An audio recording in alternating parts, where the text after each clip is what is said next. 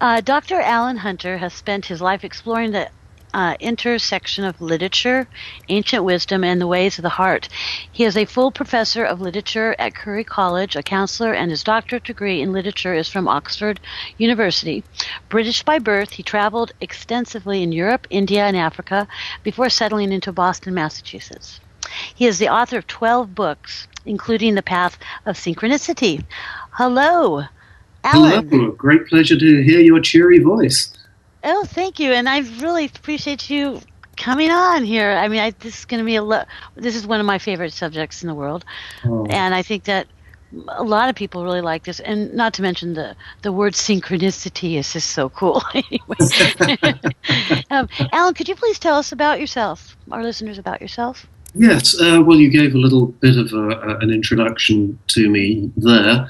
Um, I might say that synchronicity was not something that I believed in from the very earliest portions of my life. In fact, when the book opens, I describe a series of synchronous events that only when I looked back on them could I say, wow, that was really pretty amazing that I got myself to where I needed to be. And so when I started looking into synchronicity, it became clear to me that one of the things that is true for all of us is that when we look back over our lives, we always see the most incredible coincidences and we say, wow, how did I get here? And the answer is actually that we were responding to something the universe was tugging us towards. And so that's a little bit of background for me. I'm English by birth, and I wound up here in Boston, in Watertown, through a series of really quite extraordinary chances. No, I think I'd like to call them synchronicities. And I open the book with one of those stories. Yeah, I was looking. I haven't read your book. I do want to, and I was looking over the content of what is in there. I like how synchronicity or just dumb luck. I Yes. like how I Well, like how you put that. In fact, I think that's something that we can address because what is synchronicity? well, synchronicity is that almost miraculous series of events that line up just when we need them most. So suddenly, something that had seemed absolutely impossible becomes possible. People that we didn't think we would ever get to make contact with are suddenly there, and doors open where previously doors had been closed before. Opportunity. And sometimes it arrives at exactly the right moment. And here's the point. These synchronicities are happening to us all the time, but most people refuse to see them. And that's the problem. If you talk to most people and you say, oh, synchronicity, especially if you're an academic like I am working in a college, many people will guffaw and they'll say, well, that's very simplistic thinking. And that's what most people will say.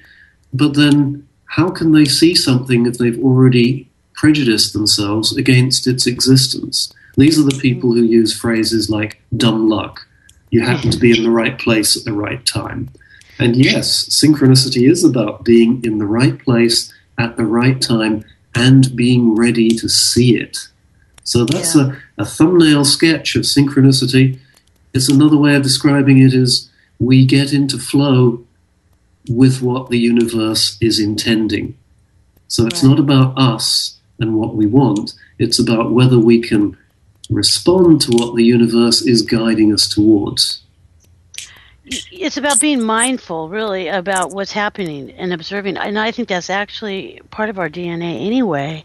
So, it's interesting. People, I agree with you. And yes, you are in the academic field. Your mind is of the academic, this is a fantastic thing about now, though, isn't it? People on your side are coming over to the No. R side with no sides. Well, that's Fusing together. exactly it. And I'll give you an example, kind of a famous example, one of my favorite examples, actually, and that is John Steinbeck, the author who later won a Nobel Prize, and so he's, a world acclaimed author. John Steinbeck started his writing life in a very academic sort of way. He did his research. He said, what's going to sell books, and what sort of books should I write? How long should they be? What should they have in them? And so he wrote historical romances based in the 18th century. Well, he wrote 4 enormous books, huge tomes, and nobody wanted them. Nobody wanted to buy them. And then one day, after he'd written this 4th book, he went off on a self-consoling drunken binge, so the story goes. And whilst he was away, he forgot to feed the dog, and the dog ate his manuscripts, So when he came back, he saw what the dog had done. And instead of saying, I'm going to kick that dog down out of my house, I'm just going to keep on. Instead of that, he said, wait a second. From now on, I'm just going to write about what I want to write about, not worry about whether it's going to sell or not. And that's when he started writing about the people who were near and close to him physically, lived on his doorstep. And that's when suddenly an authentic voice came through and everybody wanted to print what he wrote. Now, I give you that example, and I'm going to contrast it to a more modern example, Oprah Winfrey. She was, a few years ago now, maybe 10 years ago, 15 years ago perhaps, she was running her talk shows, and she had all sorts of rather unpleasant people on the show, including a bunch of fascist skinheads. And she said, well, I invited them on because I thought it was good for ratings. And after that show, she said, wait a second, something inside me tells me I cannot do this. This is repugnant to me. I must do what is true to me. When she did that, all of her bosses said, it'll never sell, your ratings will tank. But of course, we know differently. We know that that was the point at which she started to develop a really incredible talk show that touched the hearts of millions. Now, both of these people, John Steinbeck and Oprah Winfrey, listened to what their hearts told them and got into that space of being in agreeance, in concord with the universe. And that is when they stopped saying, oh, what is it I have to do to be popular? And they started discovering what it was they were supposed to do for the planet. That's how synchronicity works. Yeah, I agree with that. I say this a lot. I say the things we think we don't need are the things we need the most. Sometimes you need a good kick, or you need, to have written some bad stuff and your dog eat it. I mean, in order to get the point across.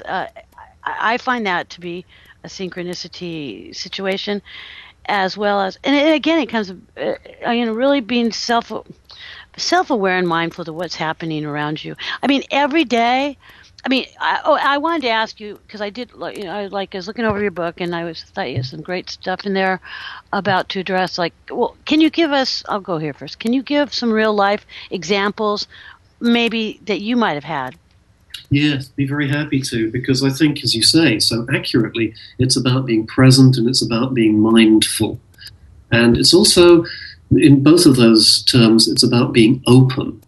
So I'll give you my own example, and that is I came to the United States after leaving England, where I had tried to build a career. There were no jobs. And I came to the United States, and I thought, okay, I'll look for a job in the Boston area. And I got a reply at the place that I currently teach, Curry College. They said, yes, come and be interviewed. I thought, wonderful, great, terrific. And so I did what everybody who's newly arrived in Boston does, who doesn't have a car and who comes from Europe. I said, public transportation will take me to the campus. But in those pre-internet days, I didn't know. So I got on the subway and I traveled as close to the campus as I could, and I thought, no trouble, I'll just hail a taxi. Lots of taxis. I get to this corner of town, which it turns out was not a very good corner of town, and I asked, well, where are the taxis? And a gentleman there said, taxis don't come here. And I said, what do you mean? He said, well, it's too dangerous. So I said, well, okay, where's the phone? Can I call a taxi? I couldn't get a taxi. Where's the bus? Oh, there's no bus. And that was the point at which I was about to go, oh, this is obviously not happening. But I learned something then, and that is keep on. So I started walking towards where I thought the college was. And because I was British and didn't know any better, I thought, well, maybe I'll make it. I'll stick my thumb out to hitchhike.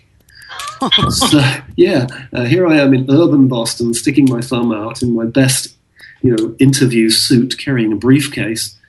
And no sooner had I stuck my thumb out than this car, this huge, as it seemed to me, American car, I think it was a Buick or something, it screeched to a halt beside me. And a lady, a very beautiful lady, said, "Where do you want to go?" And inside the car was all her shopping and a baby. I said, I'm trying to get to Curry College. And she said, well, you're going in completely the wrong direction. She said, hold the baby, hop in, I'll take you there. And I thought, wow, this is great. So I held the baby, and it was very pleasant, and the shopping bags were beside me. And we roared up the road, and she said, well, when do you have to be there? So I said, well, I'm supposed to be there at 1 o'clock. She looked at her watch, and she said, okay. And she put her foot hard down on the accelerator and went through several red lights in order to get me, as a total stranger, to the front door of the college.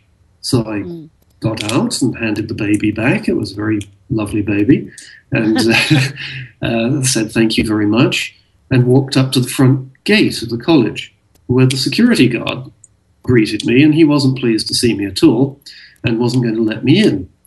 And just at that moment, another car came in, and it turned out to be the president of the Alumni Association, and he said, hop in, I'll take you there. You see, I would never have found this place on my own. Never. The guard would not have let me in. He wouldn't have given me directions anyway. And as I discovered later, they were repainting the campus, and all the signs had been taken down. So I could not have... You're talking about guardian angels? Yes, please.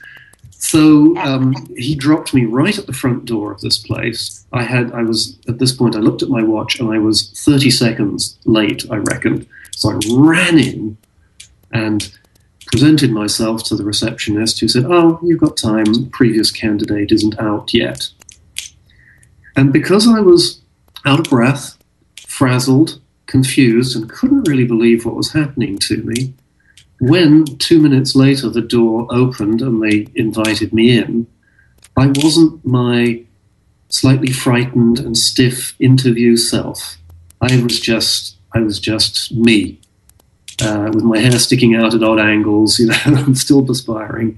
And they said, sit down, and we started talking, and in no time at all, we were all roaring with laughter. And I got the job. And 20... Yeah, that's fantastic. That story. Sorry, I didn't hear that. Yeah, it's a little bit echoing. That was a great example, and I know it's a real story, but that's a great, because without that woman and the baby, and to trust in her, trusting somebody with a thumb out, you wouldn't have ever made it at all. Exactly. Now, when I tell this story to people, they say, that's it.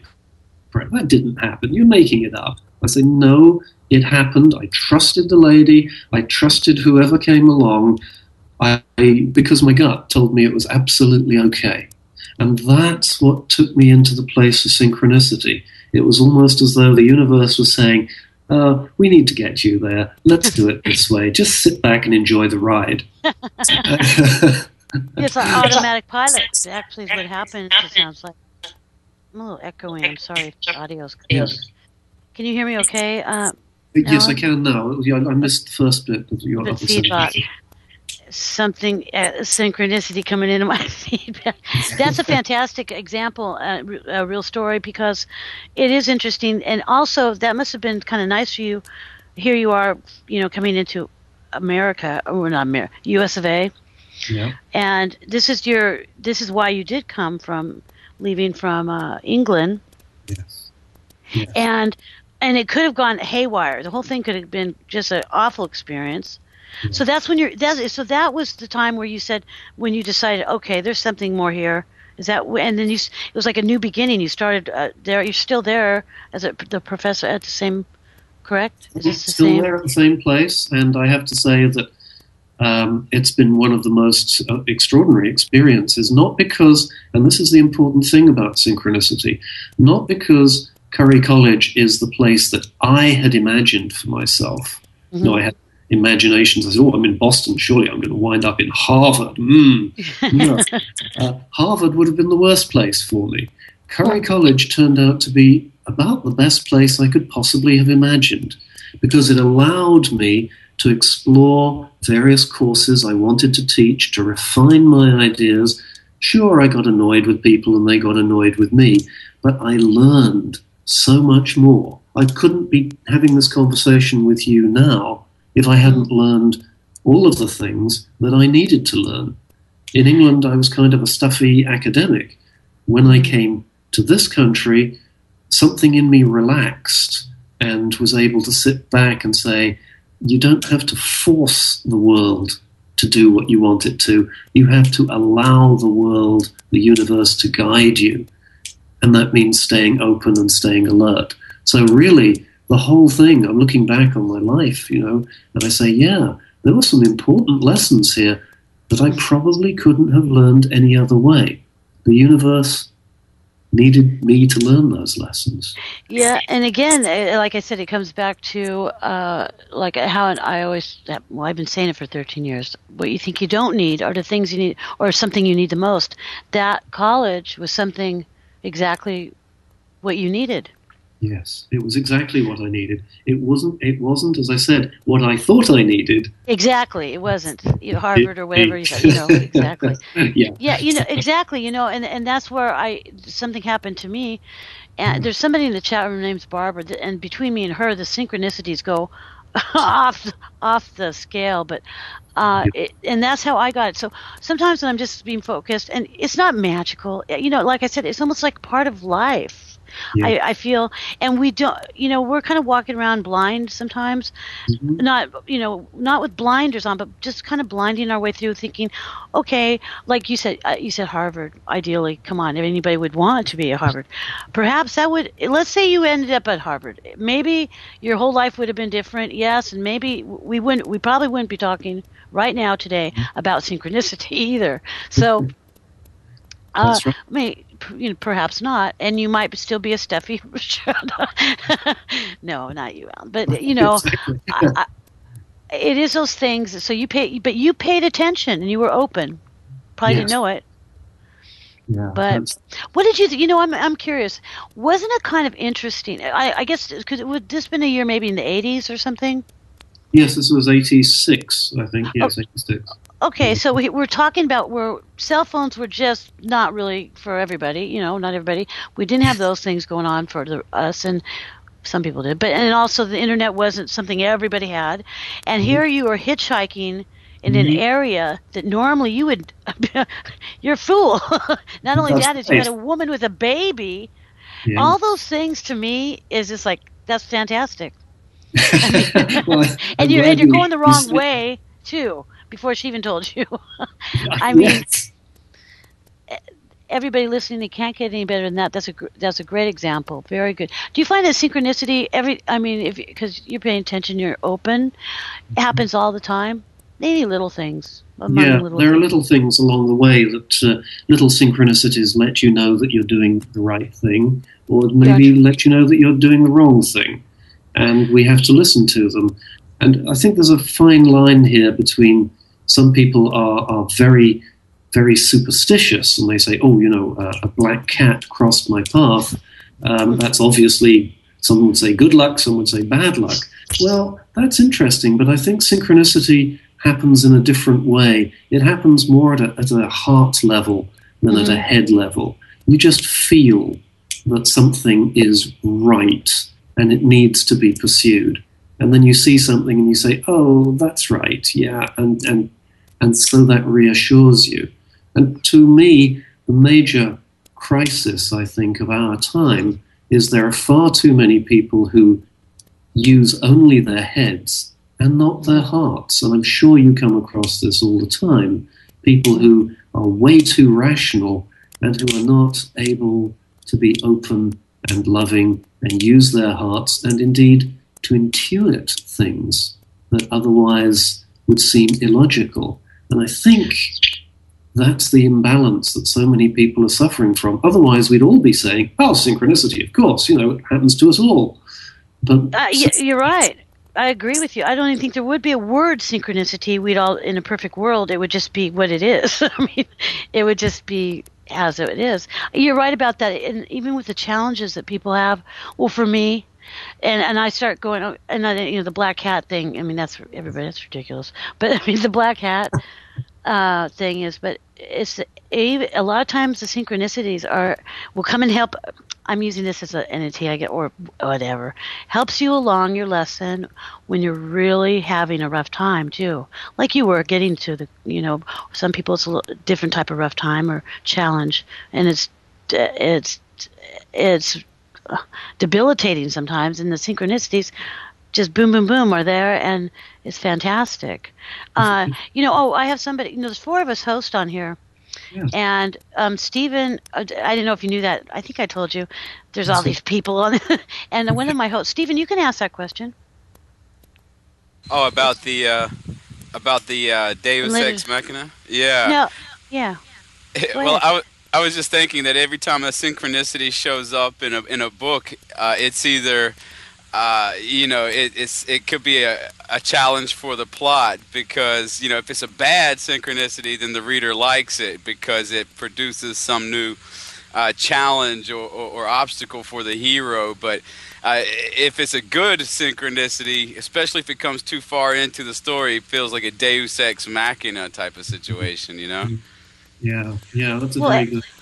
Well, Alan, thanks, Stephen. Alan, I wanted to ask you about this synchronicity in literature. I saw that, in your book, the contents, and I wanted to ask you about, because you're a professor of literature, and so I wanted to ask you because you had one thing. It's called synchronicity in literature. Can you explain that? Yes, well, I think the question is a really good one because. Every novel, every play that's ever been written, I think, depends to some extent on a discussion of synchronicity, that people appear in the plot at certain times, and sometimes they are challenges, bad synchronicities, and sometimes they are helpers. And I think, in some ways, when writers write, they write about what they feel to be true. Every story has some sort of synchronous part to it. And if I can go back to some of the great stories, if we think about one of the earliest and greatest stories, the story of Oedipus.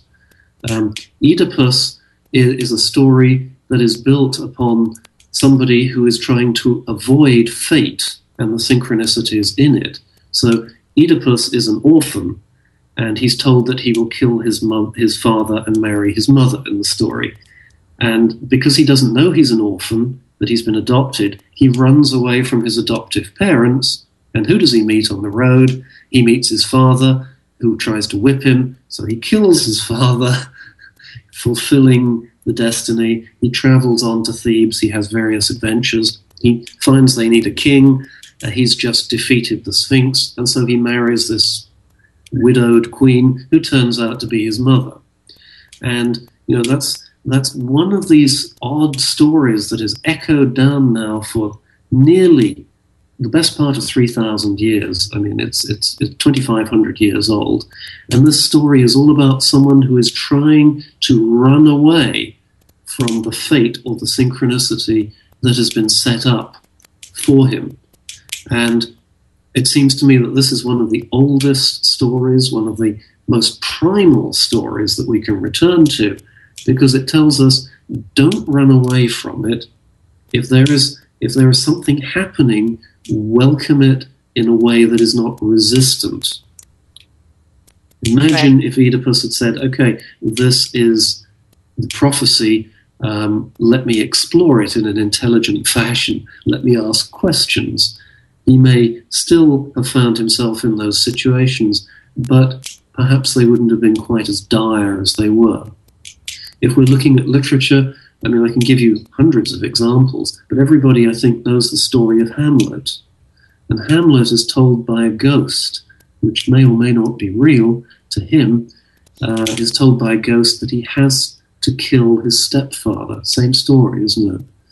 And what Hamlet does over and over again is he turns away from people, he turns away from possibilities, and in the end, he winds up hurting just about everybody in the play.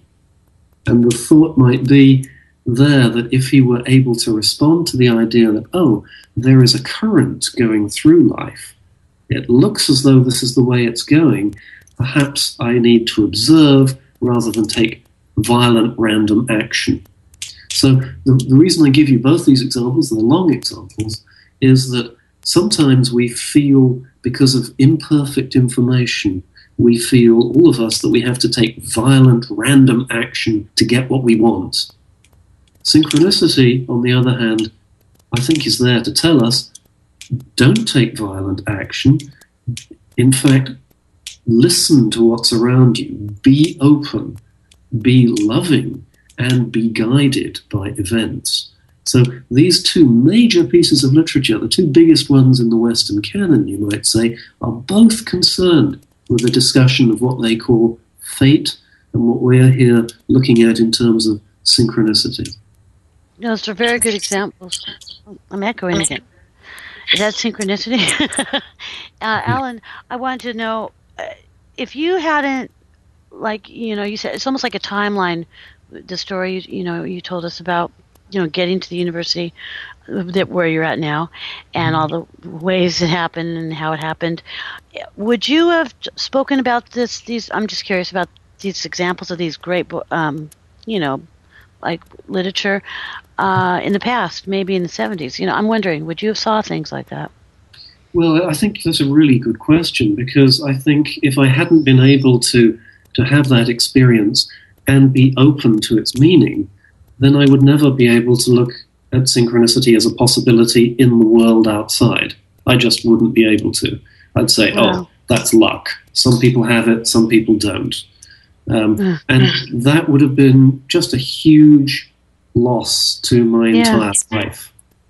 Well, especially literature-wise speaking, because now wouldn't that even be more than a loss? It would be a big-time loss, because you're taking, like I said, these, and I thought they were absolutely appropriate, what you brought up, Hamlet. What was the other one? I've heard of. Yeah, and in fact, so you're able to be even more connected with what you're supposed to do in your work, literature. You're able to get even more fulfilled out of now. Yeah. Is that so? Is that truth? You put it beautifully. Now that I see this pattern is working, suddenly things become so much more, rich and wonderful and heartfelt. I mean, if I can give you another example, maybe one that a lot of people know, in the Old Testament of the Bible, there's the story of Jonah and the whale. I don't know if you know it. Yeah, I know that. Yeah, it's a very peculiar story, because Jonah, God tells him to go in one direction, and he says, no, I'm not doing that. So he jumps on a ship that takes him in the opposite direction, and whilst he's on the ship, a storm springs up, and the sailors say, someone here has gone against God. Who is it? Jonah says, it was me. And they say, well, overboard with you. They throw him overboard, and he's swallowed by a whale. And the whale takes him for 3 days right back to where he's supposed to be. And we all look at that story because it's a very ancient story. And we say, oh, that's a good example of when there is a flow in the universe that is leading you one way. Just because it doesn't suit your plans of who you think you ought to be, doesn't mean it's a good idea to run away from it, because it's probably going to shove you back the way you want it to go anyhow. Yeah. and the bit that nobody ever follows in this story, the second part of the Noah story, nobody ever talks about this, but it's just as interesting, because when Noah arrives at the place he's supposed to be, the whale spits him out onto the shore, and he says, oh gosh, I guess I'm supposed to be here. And then God says, go to the people here of Nineveh and tell them that they have to follow me, or I'll destroy their city. So Jonah goes up to the city of Nineveh and he says to the king, he says, look, I've got bad news for you, chum. My God says that unless you worship him, this entire city is going to be destroyed and you're all going to be dead. And the king is so persuaded that he says, you're absolutely right. You know, you've just been spat up on the shore by a whale here. You know, I'm not going to go against your word. And the whole city converts immediately to that early form of Judaism that they were espousing at the time. And the interesting thing about this story is Jonah's reaction, because Jonah is really annoyed. He said, what, you can't do that? You know, because he was expecting that they would all say, no, no, no, no, no, and then hellfire would burn up the city and he would be vindicated and he, Jonah, would feel great. Yeah. Instead of which, God says, you know, you converted them all. We don't need to destroy them. And that's a wonderful example of what happens to each and every one of us, because we have ideas. Even when we're in the flow, we have ideas about how our lives ought to go. And you know what? That's when we stop listening. I like to use this word. I concur. That's absolutely really great. I like how you're giving for anybody that may not. It's very clear and understandable how you're using these great examples of some of the stories. I really enjoy. You know, Allan, we're going to take a short break. I think it'll be a good time to do so right now for a commercial break from our sponsor, PsychicAccess.com. So we'll be right back, everybody. So one moment, please. A new era in psychic services has begun. PsychicAccess.com. You can connect with our psychic advisors by telephone or chat 24 hours a day, 7 days a week. All of our psychic advisors are interviewed, fully verified, and accuracy tested, assuring you quality service. We're living in some very troubled times right now. More and more, the world's problems are affecting us on a personal level. You don't have to deal with this alone. Our highly accurate psychics, caring advisors, and talented mediums can help with situations you are currently experiencing and can let you know what the future may hold for you. All new customers get a free 6-minute reading. All you have to do is register. Why not visit us now and get a free reading at PsychicAccess.com. Sorry. Okay, and welcome back, everybody. And we're talking to Dr. Allan Hunter on Synchronicity, and it's already fantastic, I feel. So let's move on. Well, actually, we don't have to move on. I wanted to ask you about, and I really appreciate you really giving clarity. And I'm sure we have a chat room, Allan, and everybody that's listening on Archives and everything. I feel that you gave a very great.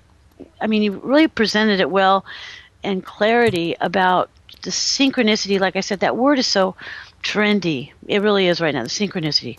It's like, you know, I'm eccentric and that's all good now. It used to be I'm crazy bizarre, but now I'm just an eccentric.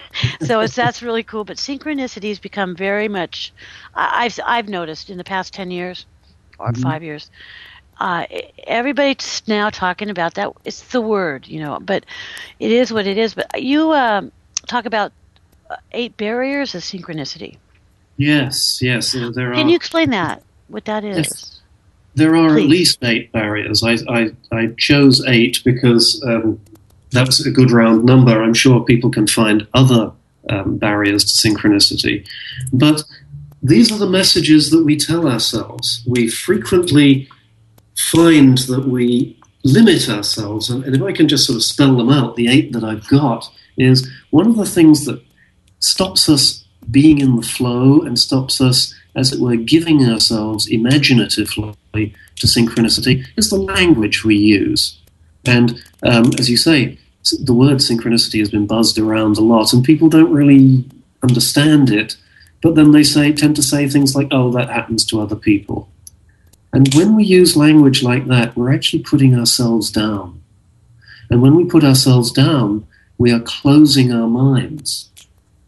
So that's one of the barriers to synchronicity. Another barrier to synchronicity, strangely enough, is the messages that we picked up in the past. And at school, we were always told to be reasonable, rational, and follow the rules.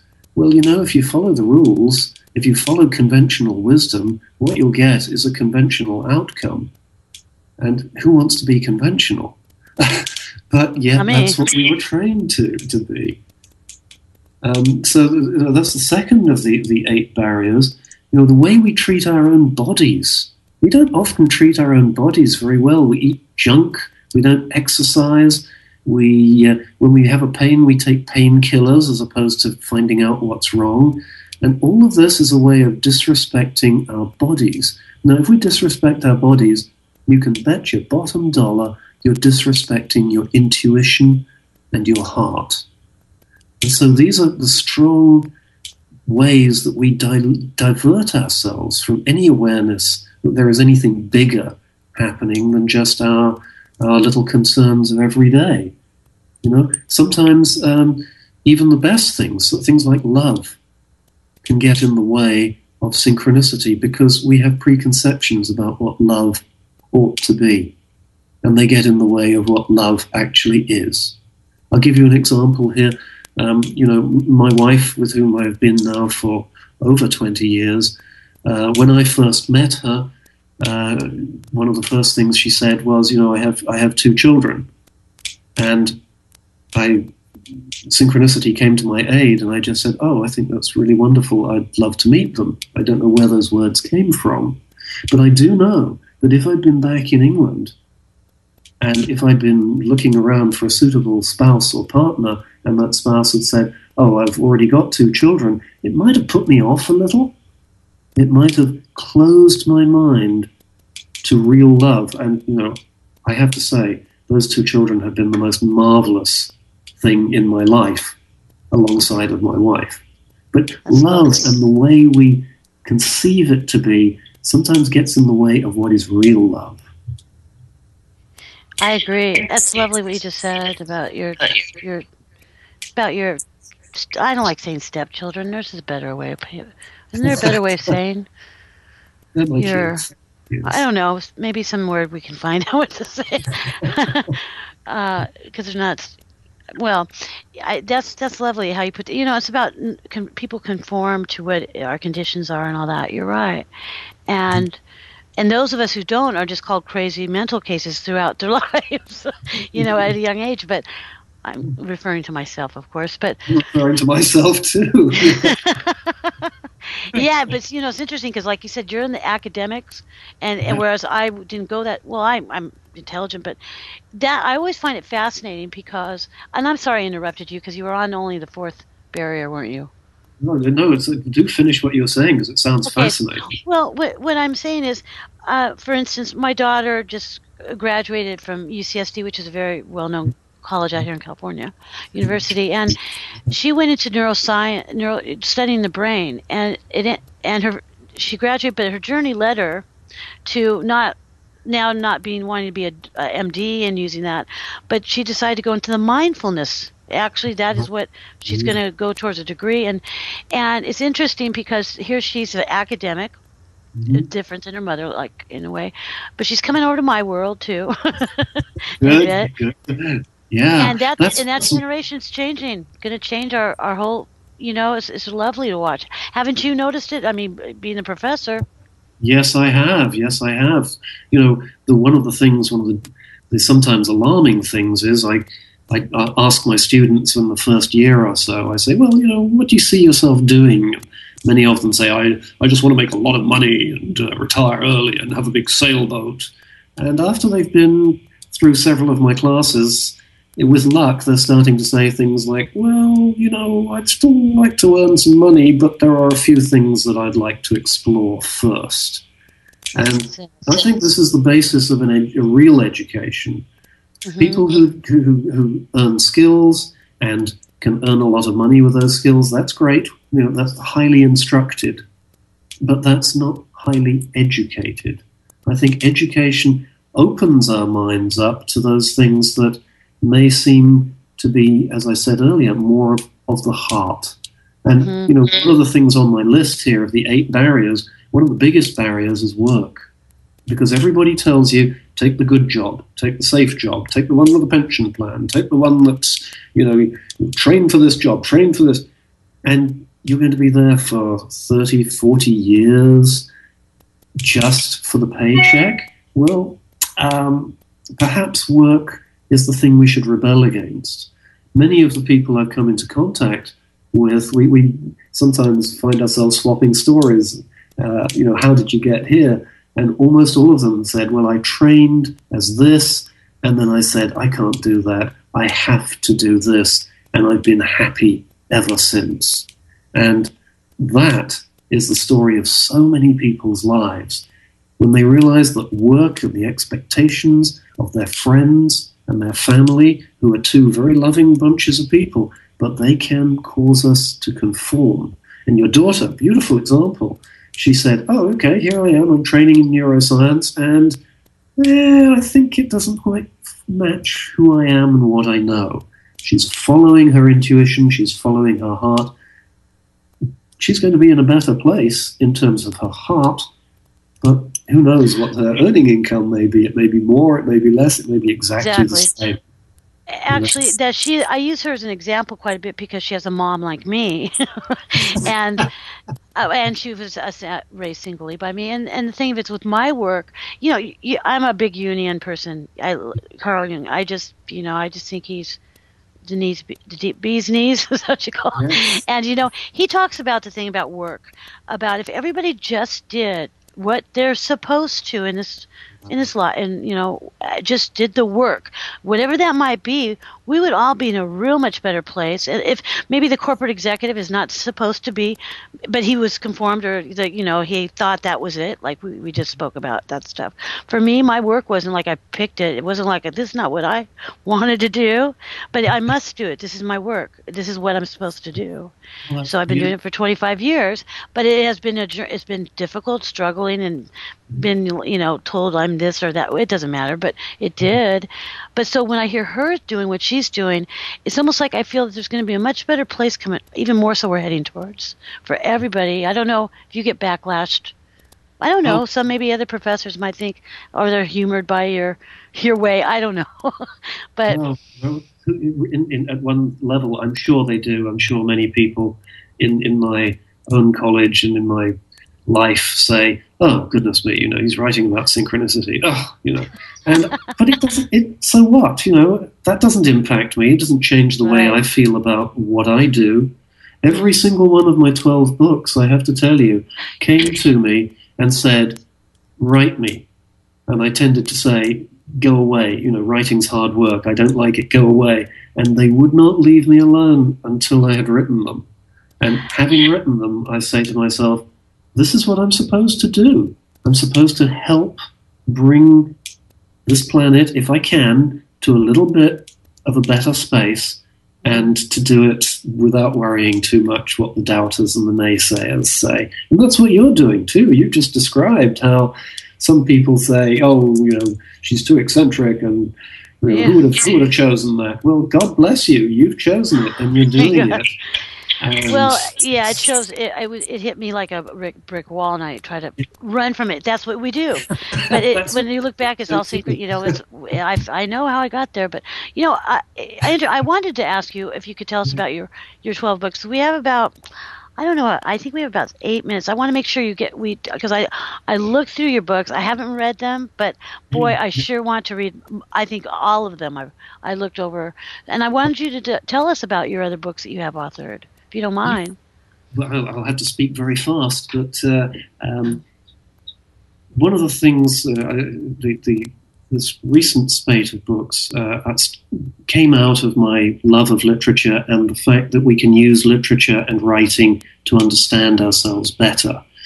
And so in 2008, I published this book called Stories We Need to Know. and I suggested there is ancient wisdom in the stories that make up 3,000 years of the Western canon, and that in that series of stories there are 6 huge archetypes that tell us how we can grow. And all the stories for 3,000 years here in the West, all of the major ones, have the same 6 archetypes. And the hero is always asked, do you want to grow through these archetypes? So that was Stories We Need to Know, which later spawned a second book, which is called The 6 Archetypes of Love. Because not all of us fall in love in the same way, at the same level. In fact, some of us stay stuck at one level, always dating the same person over and over, even though he or she looks different, it's the same person. So after I wrote The 6 Archetypes of Love, I went back to, obviously directly to literature, because I looked at Disney's versions of the Grimm brothers' tales. And that book was called Princes, Frogs, and Ugly Sisters. And the subtitle is The Healing Value of the Grimm brothers' Tales. These are all on my website, by the way. You can see opening chapters and reviews and so on. AllanHunter.net, ALLAN. So that book took the Grimm brothers' tales and said, look, here are these wonderful 6 archetypes. These are instructional tales that can tell us about the deepest parts of ourselves and tell us about synchronicity too. After that, I wrote Synchronicity because it seemed to me there was a lot there that needed to be cleared up. And following that, I wrote a book called Spiritual Hunger, because I see there is so much spiritual hunger and so many people fill it up with shopping, overeating, compulsive activities, drugs, you name it. And I suggested there is a way we can move ourselves forward. We can move ourselves forward. We don't have to wait for someone to put us in a program. So that's kind of a guidebook to staying sane in difficult times. The most recent book came out this year, is called Gratitude and Beyond. Because when we're truly grateful, guess what happens? We go on a little journey through 5 insights that I mentioned, and this journey reduces our egos, our little active, wounded egos that want the better job, that want all the shiny toys, and they lead us back to a place of real understanding and love. That's Gratitude and Beyond, which came out this year. So those are the most recent books since 2008. And I think that's about as much time as I'll have to speak about. I know, Allan. I love the word gratitude. I know, being grateful, and I'm in so much gratitude. And sometimes I'm just frustrated. I'm a whacked out mess, but that's why of course, in the work we do. But I was looking over the books, and I was like, they're just all the title itself, but I could feel that they all kind of flow in together. Everything, yes. It's to me. That's where I'm standing, and I am going to. Well, I'm going to read. It's not just about synchronicity I want to read, but I did look over the other ones, the ones on Amazon, and I don't know how you have time to do all this. But do you refer your students to some of these books of yours, or do you give them out for? Yeah, I teach classes on the Grimm brothers' tales specifically because I want them to learn that there is another version that is not the Disney version, that is rather prettified. And they come out of that course going, wow, I never thought about this before. Which, in fact, this is what I want to say, because we don't have much time, but I do want to point out the Grimms. I have some of those. They clean those tales up, everybody. Believe me, they cleaned them up for us little, everybody. They're intense. I know when you brought that up, because there's someone, Dr. Clarissa Piccoli Estes. Yes. Do you know who she is? I know her work. Yes, I've never met her. Yeah, and she does a lot of, and she does, and she's a she's fantastic. But when you brought that up, it reminds me. So she uses archetypes. So she's a Jungian psychoanalyst too, but she's fantastic. But she talks about, she uses these stories, but a lot of them go back into the Grimms. Yes. And just when you were talking about that, and then I lost myself in a minute. and people are just amazed at, like I said, I have this book here this is a book before they were cleaned up. And there's some pretty intense stuff that people don't maybe want to even believe me, but you know what I'm talking about. You know what I'm talking about. I do. I mean, there are themes of nasty things like incest and attempted rape and awful, lots of things, awful stuff. Yeah. But of course, it happens today, and it happened then, and it's happened for thousands of years. And the tales were there to say, if this is happening around you, here are some instructions for how to deal with it, how to understand it. And the fact that Disney decided to market it to 7-year-old girls so they could sell pink frilly dresses. Attractive as those pink frilly dresses may seem when you're age 7, it's not a great way to go through adult life. And the Grimm tales were for people of all ages, not just for children. Exactly, and many people don't know this. It's interesting, but when you brought that up, I go, "Wow, that's synchronicity." Because I go, not too many people. When I brought that up to them, they don't even know what I'm talking about. Idea. Well, you just talked about it, so okay, it's great. I knew I was gonna. I knew I was gonna just love having you on, and you accepted as a guest, and that's the synchronicity. Everybody, right there. Allan, I wasn't sure. I was a little bit behind on my shows and guests and such, and I don't know how I ended up over to Amazon. It wasn't like I wanted to go there, and I just happened across your books. It wasn't synchronicity either. So your name, the books, and that's how it happened. And then I contacted you, and you said yes immediately, and it's like, oh my gosh, it's like, and it was fantastic, and it was like unrelated. I don't know, and there I found you, and now to me that was a synchronicity. And what you brought up tonight. I feel for my hosts, they've been typing in stuff to me. They're really, and I don't resonate. I don't like to use that word. They're really connecting with what you've been talking about, and I'm sure everybody listening is. And you clarify things so well. And I, for myself personally, I really appreciate it because I needed to hear some things that even I know, but sometimes my head takes off. I mean, it doesn't take off, and thoughts get in the way. And I really appreciate you tonight going and talking about all this with us, where you're coming from too. I really appreciate it much and heartfeltly so. Well, I'm so grateful to be invited onto your show and to discover that you're a person who speaks exactly the same language as I do. I feel we really understand each other here. Yeah, I would love to have you come back. Well, I'll get in touch with you about that later. And is there anything? Oh, yes, on your guest page, also everybody, you can. Allan's website is also on there. We have some of your books on there. I think 10 of them.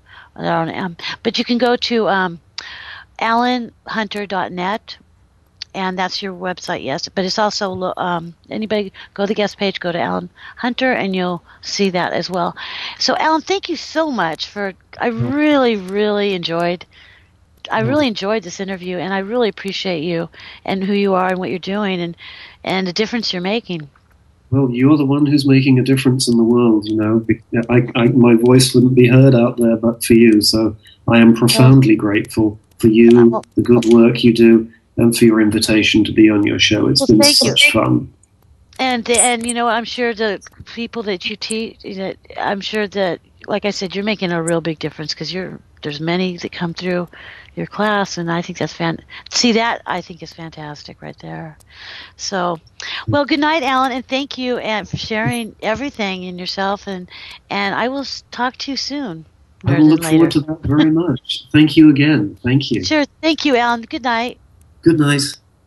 Hello, my name is Res Miranda. If you're having relationship, career, or life issues, I'm inviting you to experience what it's like to have access to professional, highly accurate psychics and spiritual advisors you can trust to care and help you. Register now to get your free 6-minute reading by telephone or chat. Get answers, get access, psychic access, 24 hours a day, 7 days a week.